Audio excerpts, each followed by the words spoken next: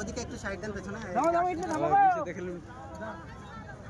কিরকম লাগছে? ঈদ দান করছেন নাকি বাবরি মসজিদের জন্য? খুবই ভালো লাগছে। কোথা থেকে এসেছেন? কলসন্ডা নদিয়া থেকে। কলসন্ডা। সমর্থন করছেন তো বাবরি মসজিদকে? সমর্থন করছে, 100% সমর্থন করছি, 100% সমর্থন। আমরা শেষ করে দেব।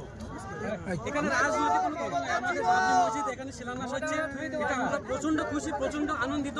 আর এই জন্য আমরা যেখান থেকে পারি না কেন, একটা হোক দুটো হোক, এরকম ভাবে আমরা ঈদ দিয়ে এখানে সাহায্য করব এবং আমরা তিলে তিলে এই বাবরি মসজিদ গড়ে তুলবো ইনশাআল্লাহ। রাজ্যপাল তো যে আশঙ্কা করছিল যে এখানে একটি দুর্ঘটনার সৃষ্টি হতে পারে, সেই জন্য ভুল হুমায়ুন কবিরকে তারা গ্রেপ্তারের নির্দেশ দিয়েছিল। এই ব্যাপারে কি বলবেন?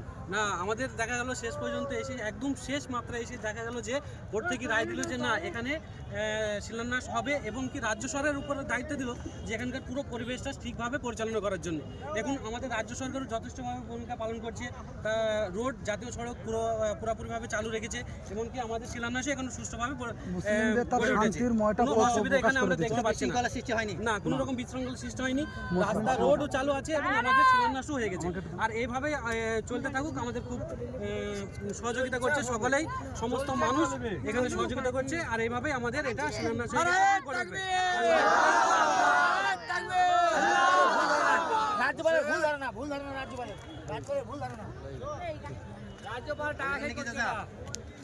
ভুলেন কিছু